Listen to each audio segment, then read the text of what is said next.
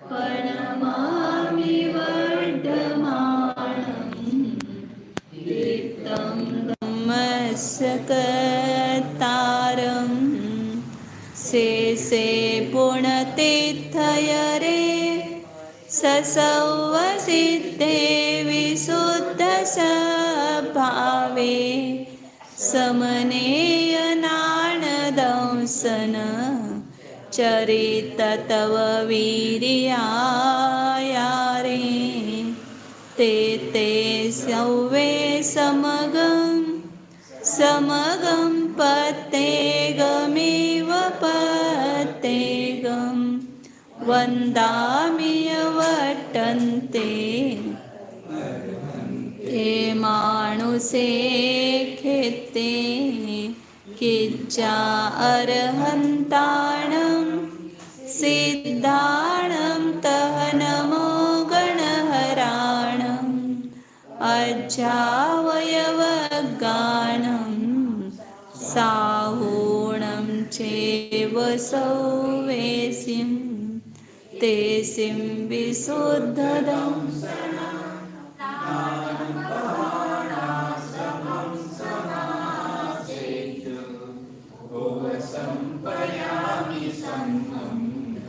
जतो निर्वाण संपत्ति। नमस्ते।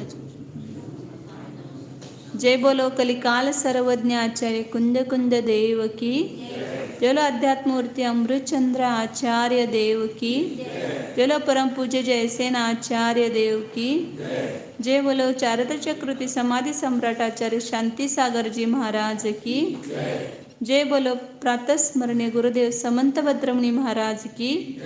जय बोलो परम पूज्य आचार्य प्रवर 108 सुंदर सागर जी महाराज की। जय बोलो परम पूज्य मम दीक्षा गुरु वात्सल सिंधु आचार्य सुयस सागर जी महाराज की। 227 नंबर की गाथा है। श्री कुंद कुंद आचार्य विरचित प्रवचन सार परमागम है।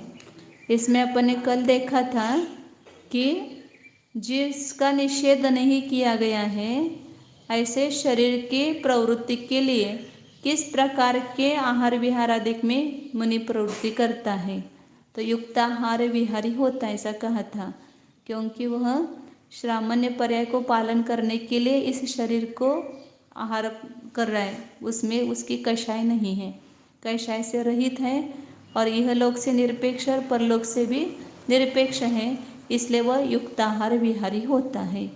अब आगे उसी के बारे में बता रहे हैं। 227 नंबर की गाथा है। युक्ताहार विहार साक्षात अनाहार विहारेव इति उपदिशति। कि जो युक्ताहार विहारी है मतलब योग्य आहार और विहार करता है निर्दोष, तो वह साक्षात आहार विहार से रहित ही है।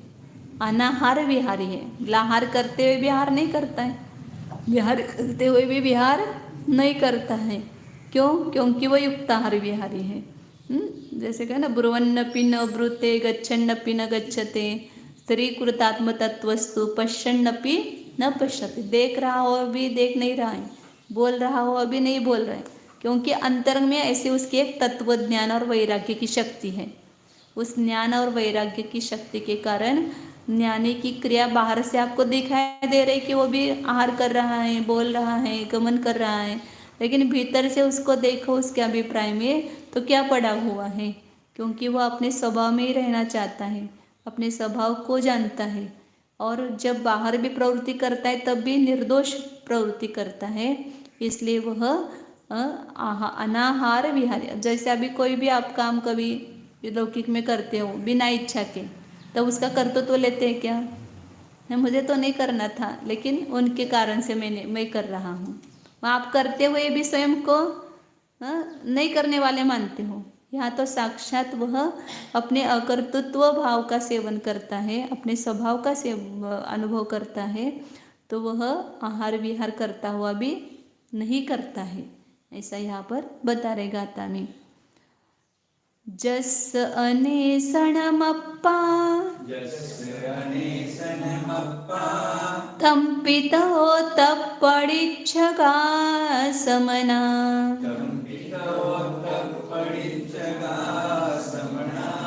अन्नं भिक्कमणेसण मदते समना अनाहारा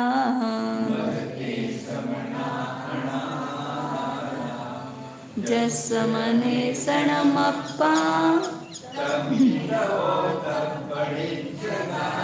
समना मदते समना अनाहारा। जस मतलब जिस श्रमण का, अप्पा आत्मा, अनेसनम अनेशन है म्हणजे अनशन स्वभाव का वेदन करता है। आत्मा को तो क्या समझ रहा है कि ये अशन करने वाला है ही नहीं, भोजन करने वाला नहीं है, मैं तो निराहार स्वभावी हूँ। ऐसे अंतरंग में उस अनशन स्वरूप अपने आत्मा का वेदन करता है। उसका आत्मा अनशन है, अनेशन है, ऐषणा से रहित है। अनऐषण, ऐषण माने आहार, दो शब्द है। अशन एक शब्द और ऐषणा एक शब्द है। अशन मतलब भी आहार होता है, खाना, और अनशन मतलब नहीं खाना, और ऐषणा मतलब भी आहार होता है और उसकी इच्छा नहीं करता है, तो अनेषण है। तो जिसका आत्मा अनशन स्वभावी है, अपने अनशन स्वभाव को जानता है, और वह फिर भी तंपित, वह उसका तप बताया, अंतरंग तप है वो। अंतरंग में हम अपने आत्म स्वभाव का वेदन करें कि मैं आहार करने वाला नहीं हूँ, शब्द नहीं रटना है।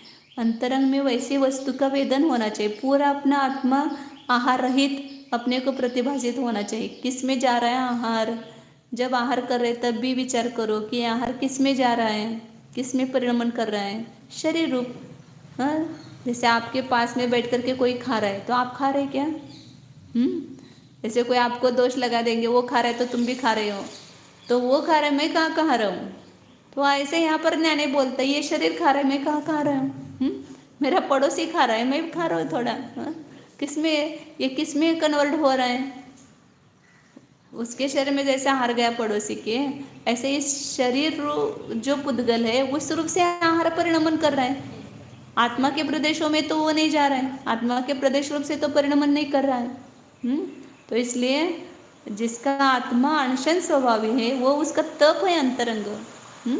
हम अंतरंग तप को जानते ही नहीं, बाहर से उपवास किया बस तप हो गया, और बाहर से उपवास कर रहे हैं और अंतरंग में मैं खाने वाला, देखो मैंने इतने उपवास किए, मैंने कुछ नहीं खाया।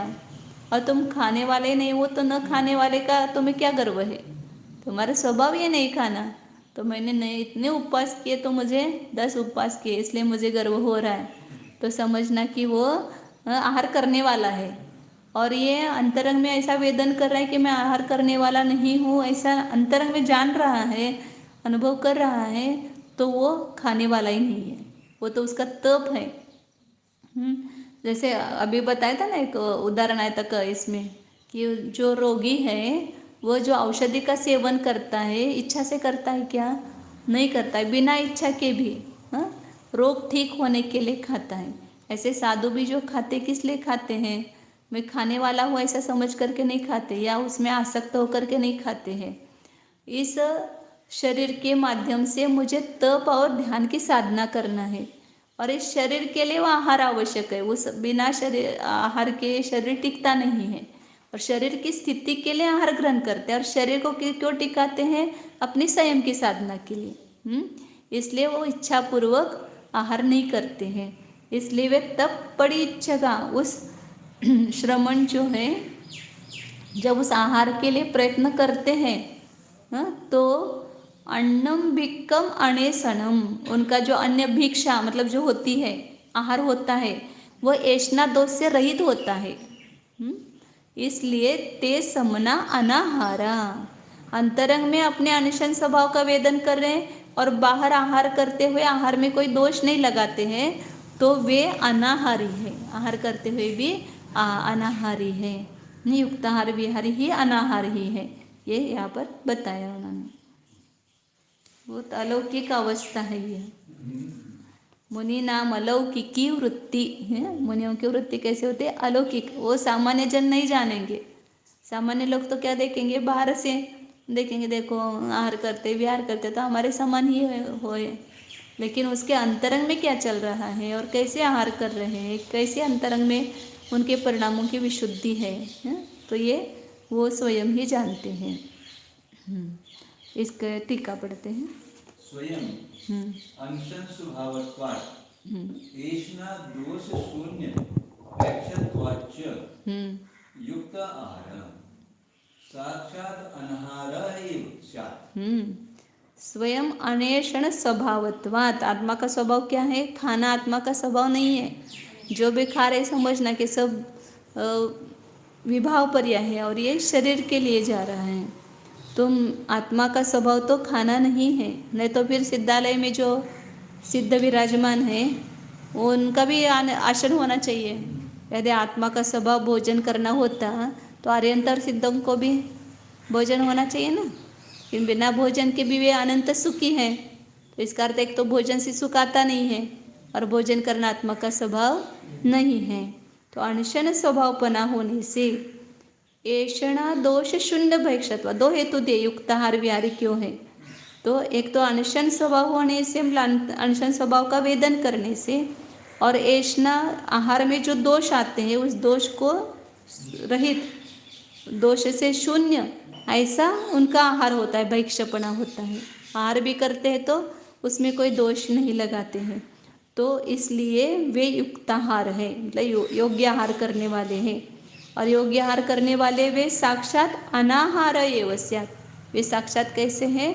अनाहारी ही है। मतलब कोई अपन अमुक काम करना, मेरा तो स्वभाव नहीं ऐसा जानता है, फिर भी किसी के अंडर आकर के, अधीन होकर के काम करना पड़ता है, तो स्वयं को क्या समझता है कि मैं तो ये काम नहीं कर रहा, उसके कहने से कर रहा हूँ, बस मैं तो ये काम करने वाला नहीं हूँ। ऐसे मुनिराज समझ रहे कि मैं तो अनशन स्वभावी हूँ, लेकिन इस शरीर के देना पड़ रहा है इसलिए मैं खा रहा हूँ, ऐसा मानते, इसलिए वे अनाहारी है।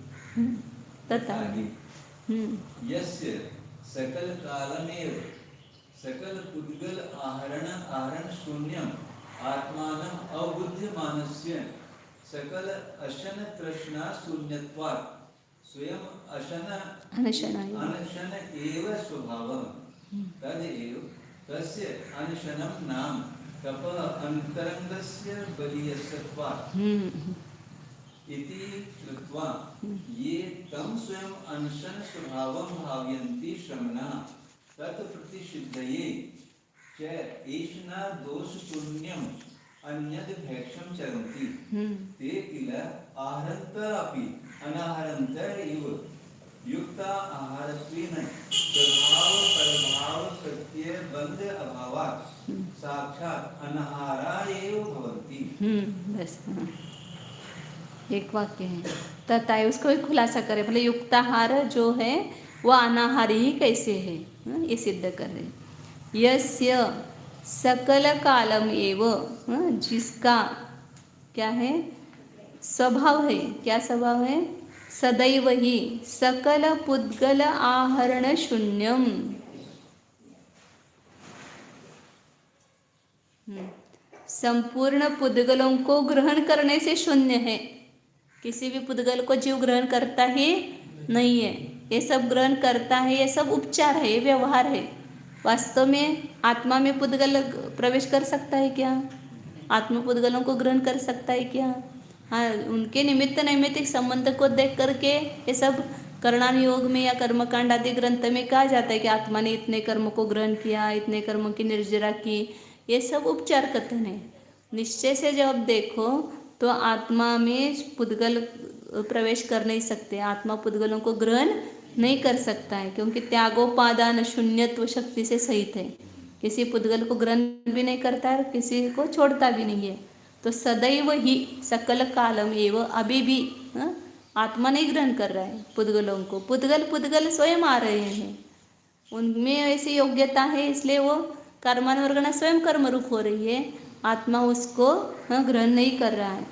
अभी जो प्रवचन सार में पहले भी आया था ना सब, आत्मा पुद्गलों का बंध नहीं करता है, पुद्गलों को कैसे लाता नहीं है, या पुद्गलों को कर्म वर्गना रूप से परिणमन नहीं करता है, इसलिए उसमें कर्म के कर्तृत्व का अभाव है। तो सकल काल में वो सदैव ही संपूर्ण पुद्गलों को, किसी भी पुद्गलों को, अभी जितना हम पुद्गलों को ग्रहण कर रहे हैं वो आत्मा का स्वभाव नहीं है। आहरण मतलब ग्रहण करना, उसका शून्यम, वो आलिंग ग्रहण में भी एक बोलाया था कि आत्मा पुद्गल को ग्रहण नहीं करता है, इसलिए आलिंग ग्रहण स्वरूपी है। तो संपूर्ण पुद्गलों को ग्रहण करना ऐसे शून्य, ऐसे आत्मानम अवबुद्ध्यमानस्य, ऐसे अपने आत्मा को जान रहे हैं। पुद्गल तो मेरा कैसा है, शुद्ध चैतन्यमय है और अपने में स्थित है, वो किसी पुद्गल को ग्रहण भी नहीं करता है, किसी को छोड़ भी नहीं सकता है। तो ऐसे अंतरंग में जान रहा है, उसका सकल आसन तृष्णा शून्यत्वात्, सभी प्रकार की भोजन की तृष्णा से शून्य होने से, भोजन की तृष्णा नहीं है, इसलिए स्वयं अनशन एव स्वभाव, आत्मा का मतलब जिसका अनशन ही स्वभाव है, तदेव तस्य अनशनम नाम तप, वही उस आत्मा का अनशन नाम का तप है। क्यों? क्योंकि अंतरंग से बलियस्त्वात्, अंतरंग तब बलवान है ना। हमने खाले आहार छोड़ दिया इसलिए अनशन तप नहीं हुआ। अंतरंग में अपने को अनशन स्वभाव का वेदन करते हैं तो वह सच्चा अनशन तप है। तो इसलिए कहते हैं कि वह अनशन नाम का अंतरंग तप है, क्योंकि अंतरंग तप की ही बलवत्ता है। जो अंतरंग में तप कर रहा, ऐसा वेदन करता है, उसका ही तप है। इति कृत्वा, इसलिए एतम स्वयं अनशन स्वभावम भावयन्ति, जो जीव मतलब जो श्रमण उस अनशन स्वभावी अपने आत्मा की भावना करते हैं, वे श्रमण तत्प्रतिषिद्ध, ये उस अनशन स्वभाव की सिद्धि के लिए ही क्या करते हैं, जो अन्य भिक्षा भी लेते हैं तो ऐष्णा दोष शून्यम, जो आहार में दोष है 40 प्रकार के दोष, उस दोष को टाल करके उससे शून्य रहित अन्य भिक्षा को ग्रहण करते हैं। चरंती ते किल, वे वास्तव में कैसे हैं, आहरंत भी अनाहरंत इव, जा रहे हैं ऐसे आंकड़े लेकर के, फिर भी अंतरंग में जाने की इच्छा नहीं, क्यों मैं जा रहा हूँ आहार के लिए। ऐसा रोज लगता है कि सिद्धों के जैसा कब अपना स्वभाव बनेगा, सिद्ध जैसे कब होंगे। सिद्धों को खाना पड़ रहा है क्या, भगवान का दर्शन करते लगते हैं, देखो भगवान आप तो भोजन नहीं कर रहे, हमें भोजन के लिए जाना पड़ रहा है, जाना पड़ रहा है, जाने की इच्छा नहीं है बिल्कुल भी। कि ते किल आहरंत अपि, आहार करते हुए भी, अनाहारंत ही वह न ग्रहण करते हुए के समान, युक्ताहारत्वेन, युक्ताहारपना होने से, स्वभाव परभाव प्रत्यबंधाभावात, आहार करते हुए भी उनको स्वभाव के निमित्त से भी बंध नहीं हो रहा है, क्योंकि स्वभाव तो बंध का कारण ही नहीं है। अनशन स्वभाव बंध का कारण है क्या, वो तो बंध का कारण ही नहीं है। और परभाव मतलब आहार ग्रहण करने की इच्छा, वो परभाव है, तो उसके निमित्त से भी उनको बंध नहीं हो रहा है, क्योंकि आहार करने की इच्छा नहीं है।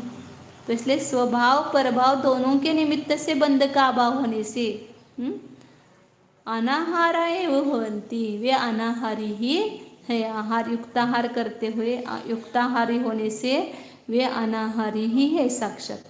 मतलब किस अपेक्षा से का, वो समझना कि उसमें अनशन स्वभाव का वेदन करते, इसलिए अपने आत्मा को तो अनशन स्वभाव ही जान रहे हैं और आहार की इच्छा नहीं है, फिर भी आहार करते हैं, इसलिए उसको युक्ताहारी कहा।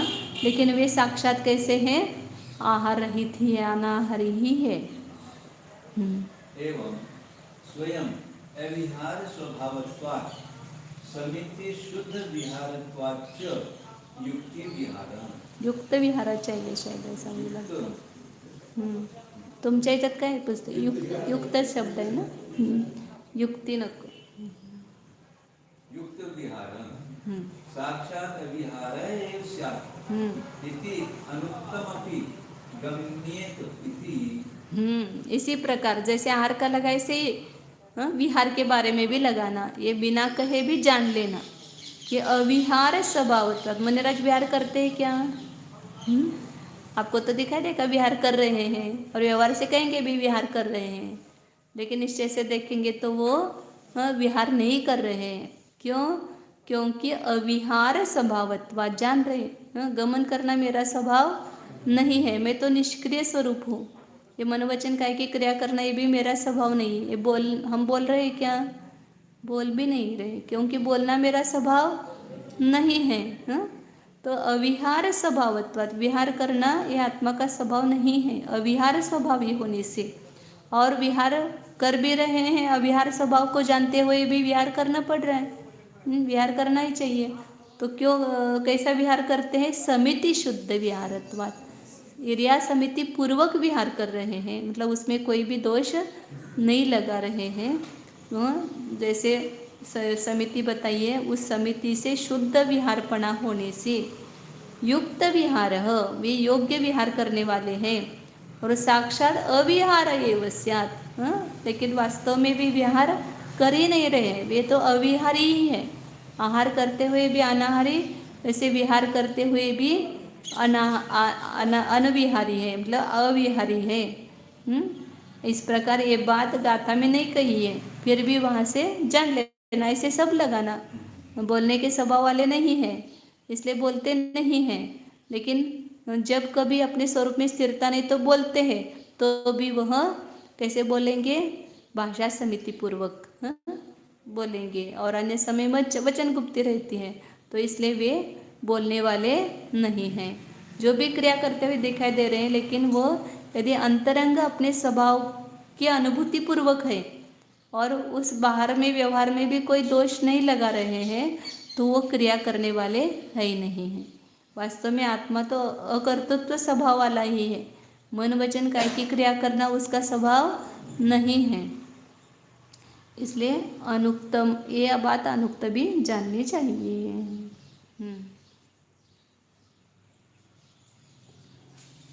इसका जैसे नाचर की गाथा का एक, मुझे भूल गई, मैं पहले पढ़नी चाहिए थी, एक गाथा है बीच में उसकी, उसको पहले पढ़ करके फिर आगे पढ़ना चाहिए। पंचदश प्रमादेहि तपोधनः प्रमत्तः भवति इति प्रतिपादयति। अब क्या बताते हैं कि 15 प्रकार के प्रमाद हैं। ये पिछले गाथा जो आई थी ना, प्रमत्तः होता है, ऐसा आया था ना उसमें।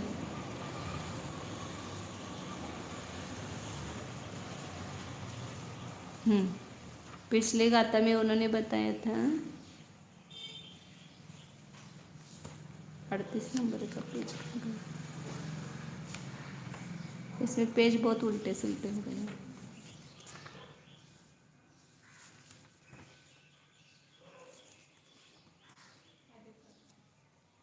नहीं,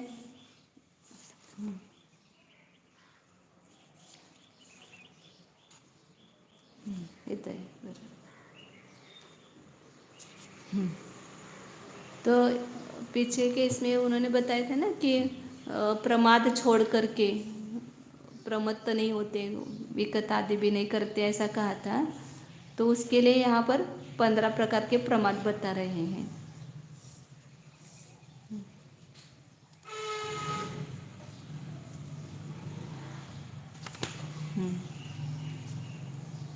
हाँ, इधर, हाँ बराबर। कोहादिये चौवी विकहाहित हिंदियान मत्ते समनोहवदीपमत्तो वजुत्तो नेहणेदा। श्रमण के 2 गुणस्थान बताए ना, प्रमत्त अप्रमत्त।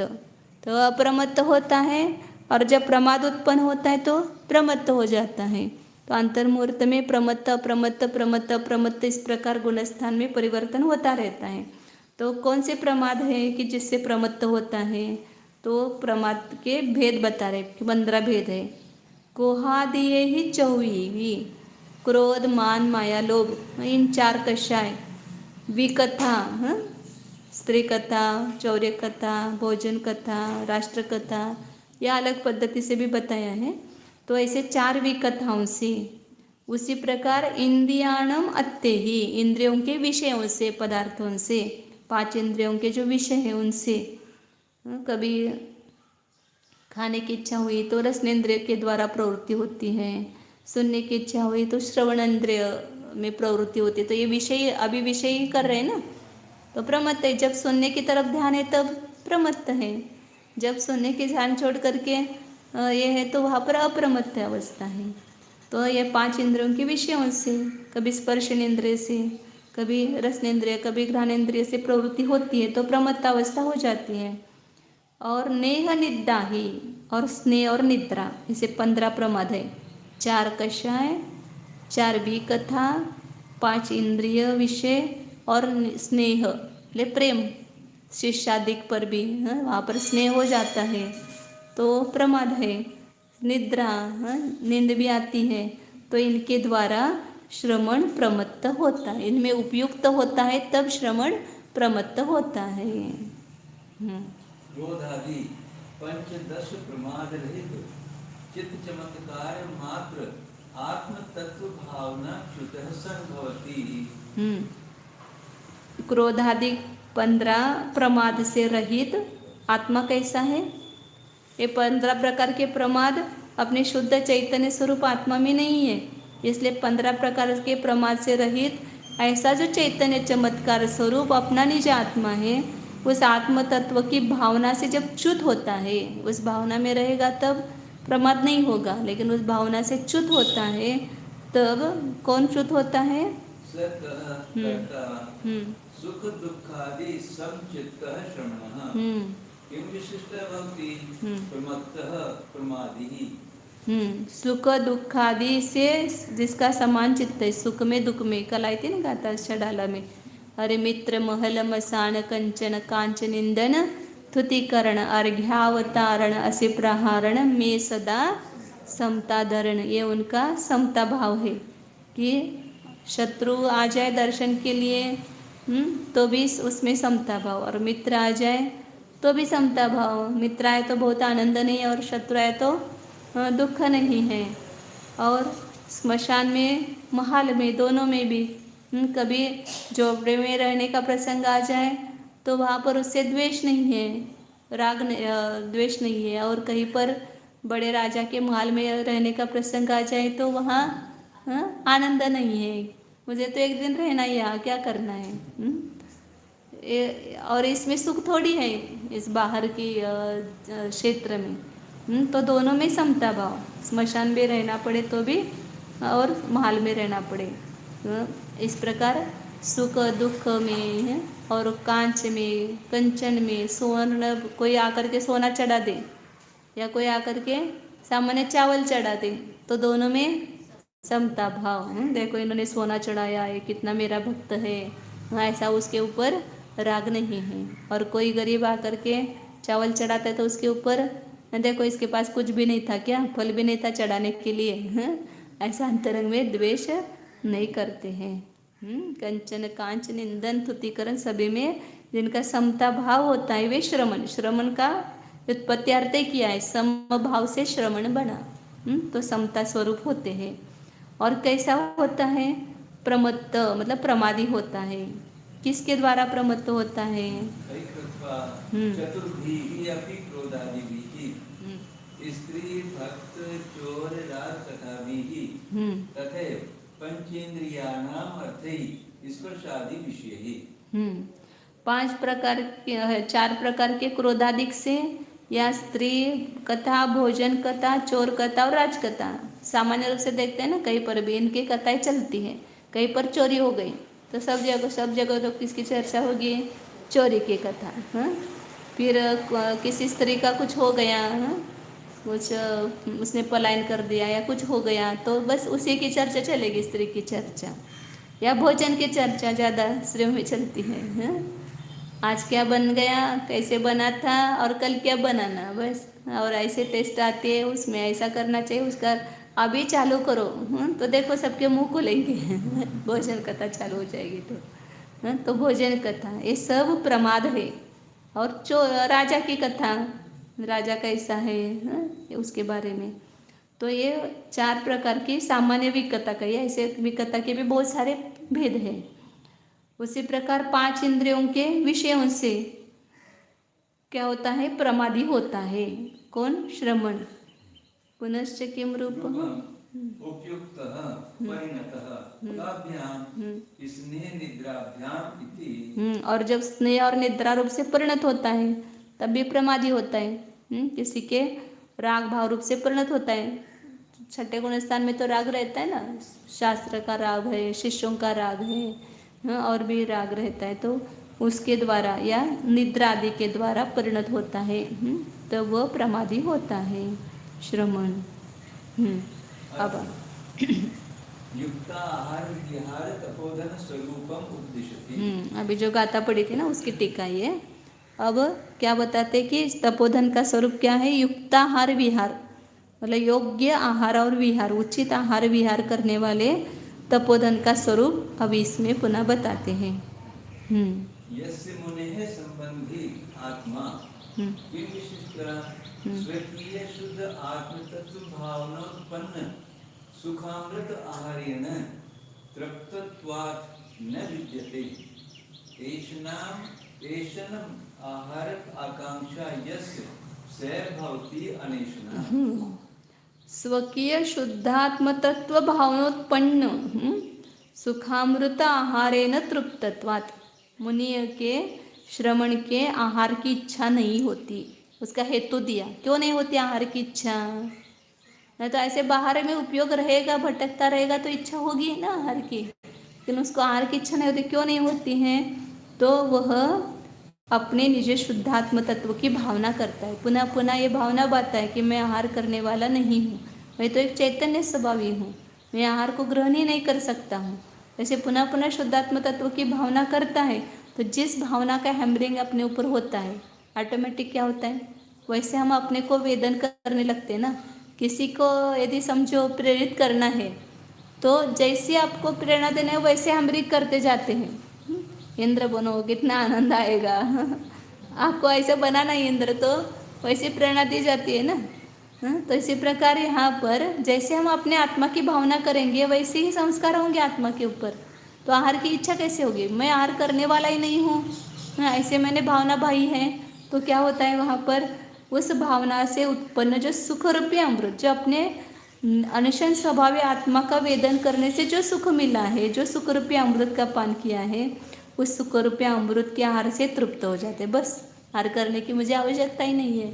ऐसा मेरा आत्मा इतना उत्कृष्ट है, तो मैं क्यों दूसरों के अधीन होकर के आहार करूं?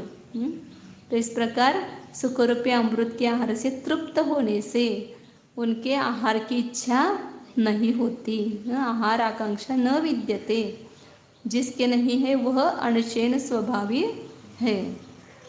तस्य तद एव निश्चयेन निराहार आत्मभावना रूपम उपवास लक्षणम तपः। और वही उस श्रमण का उपवास नाम का तप है। क्यों? क्योंकि वही निश्चय से निराहार आत्म भावना रूपम, निराहार ऐसे अपने आत्मभाव, आत्मा की भावना की उस भावना स्वरूप उपवास लक्षण तप है। तत्प्रति एषिकः श्रमणः तन्निश्चय उपवास लक्षणम तपः प्रतीक्षन्ति। तत्प्रति एकशः, वो एक ज़्यादा हो गया ऐसा लगता है। तत्प्रति एषकः श्रमणः, ऊपर नीचे कहा नहीं, प्रत्येक ही है ऊपर। तत्प्रत्येकः, प्रत्येक शका नहीं, क ज़्यादा हुआ है इसमें। तो जो अपने निराहार आत्म स्वभाव की भावना करता है, उसकी इच्छा करने वाला श्रमण वास्तव में उसको निश्चय उपवास लक्षण तप की इच्छा करता है। तो इसलिए तत्प्रति एषका, मतलब उस अनशन तप की इच्छा करने वाला, अनशन तप की इच्छा करने वाला श्रमण पुनः कैसे हैं? निज परमात्म तत्वात् अन्यत् भिन्नम हेयम। अन्नम भिक्कम ऐसा शब्द दिया है ना, उसकी तो इच्छा नहीं करते हैं, फिर भी वो निज परमात्मा तत्व से अन्य जो भिक्षा है, हेय रूप, भिक्षा है, भिन्न मतलब हेय रूप, उस भिक्षा का मतलब अन्नस्य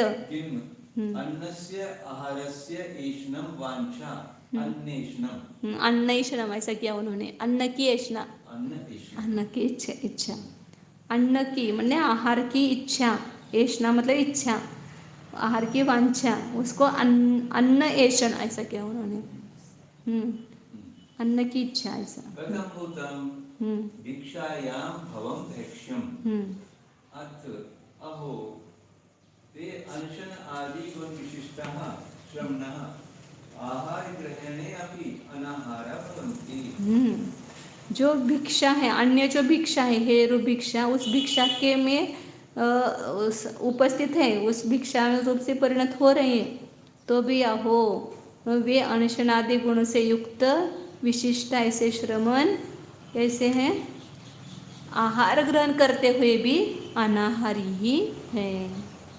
तथैव च निष्क्रिय परमात्मानं ये भावयन्ति पंच समिति सहिता विहरन्ति च ते विहारे अपि अविहारा भवन्ति इति अर्थः। उसी प्रकार क्या भावना करते हैं, जैसे पहले मैं आहार नहीं करता हूँ, निराहार स्वभावी आत्मा की भावना करते हैं, ऐसे मैं निष्क्रिय स्वभावी हूँ, मन वचन काय की क्रिया करना मेरा स्वभाव नहीं है।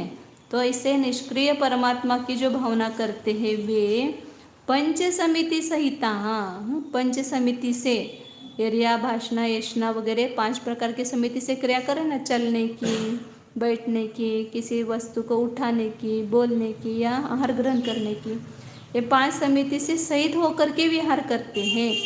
वे विहार करते हुए भी विहार नहीं करते हैं, अविहारी ही है। इस प्रकार अनाहार विहार स्वभावी मुनिराज होते हैं। अब आगे की गाते हैं, इस करते हैं।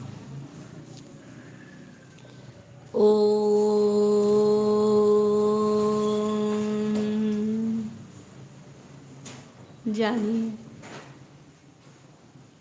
अपने शुद्ध चैतन्य स्वभाव को, जानिए अपने उपयोग को सब ओर से अंदर समेट लीजिए। आत्मा न्यायिक स्वभावी होने से बाहर के संपूर्ण ज्ञेय हमारे ज्ञान में आ रहे हैं, तो उस ज्ञेय के प्रति हम जानने में इतने तन्मय हो जाते हैं कि जानने वाले को ही भूल जाते हैं। ज्ञान में आ रहे पदार्थ वो मेरा स्वभाव नहीं है, वे मेरे न्यायिक स्वभाव से भिन्न ज्ञेय रूप ही है। तो जानो, जो कुछ आ रहा है उसको जानो, लेकिन उसको जान करके उस रूप मत हो, उसके साथ तन्मय मत हो जिसमें ये ज्ञेय जाने जा रहे हैं। ऐसा जो ज्ञान स्वभाव है वह मेरा स्वभाव है, यह मैं हूँ। जो ज्ञान हो रहा है वह मैं हूँ, जो जाना जा रहा है वह मैं नहीं हूँ। जो भी बाहर की वस्तुएं मेरे ज्ञान का विषय बन रही हैं वह ज्ञेय है, जानने योग्य है, वो न्यायक नहीं है। और मैं न्यायक हूँ, और मेरा जो आत्मा वो ज्ञेय भी है। तो अपने को ही न्यायक और अपने को ही ज्ञेय बनाओ। इस अपने न्यायिक स्वभावी आत्मा को ज्ञेय बनाओ। अन्य परद्रव्य भले ही ज्ञेय रूप से आ जाए तो उसको अपने से भिन्न जानो। मैं ज्ञेय रूप नहीं, मैं न्यायक ही हूँ, जानने वाला हूँ। आहार को ग्रहण करने वाला भी मैं नहीं हूँ, वह भी मेरे ज्ञान का ज्ञेय ही है। शरीर भी मेरे ज्ञान का ज्ञेय है, जानने योग्य है। मेरे ज्ञान में झलक रहा है, शरीर में भूख लगी है, इसलिए भोजन करने के लिए जाते हुए भी मैं अनाहार स्वभावी ही हूँ, आहार ग्रहण करने वाला नहीं हूँ।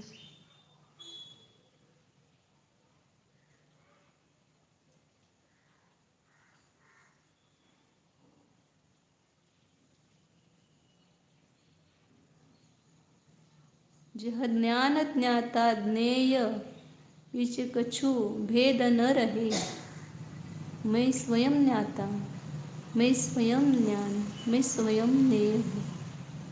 इसमें भेद नहीं है, अखंड अभेद एक अपना न्यायिक स्वभाव ही अनुभव में आ रहा है। उसका ही वेदन करो, उसको ही जानो।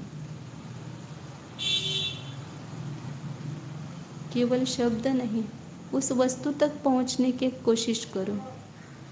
इस शरीर को छोड़कर इसके भीतर जाओ।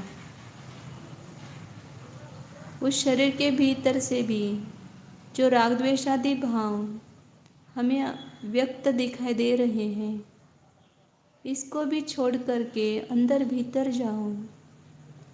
ये अनादि अनंत शुद्ध चैतन्यमय वस्तु इन्हीं सब प्रदेशों में स्थित होते हुए भी स्व प्रदेशों में ही स्थित है।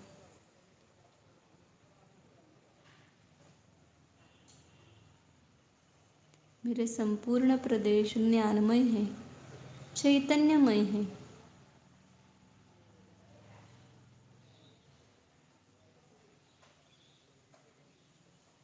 मैं एक अपने ज्ञान का ही स्वाद लेने वाला हूँ। ज्ञान की वेदना ही मेरी वेदना है, अन्य वेदना मेरी नहीं है। उष्णता की वेदना करने वाला मैं नहीं हूँ।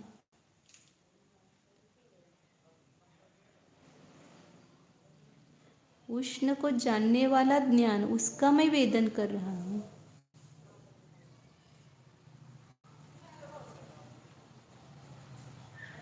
अपने ज्ञान का स्वाद लो, ज्ञेय का स्वाद मत लो। ज्ञान लुप्त होना है, ज्ञेय लुप्त नहीं। जो सबको जान रहा है, ऐसा न्यायक आत्मा मैं हूँ।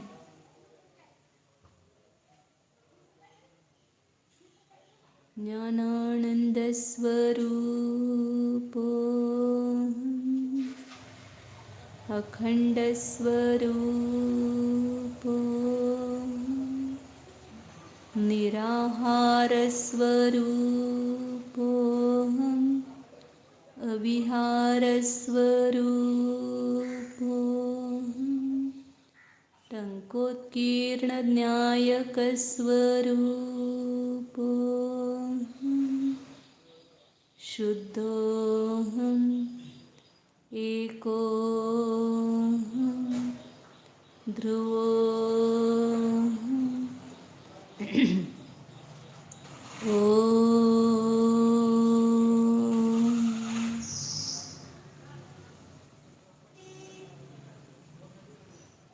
विसर्जन।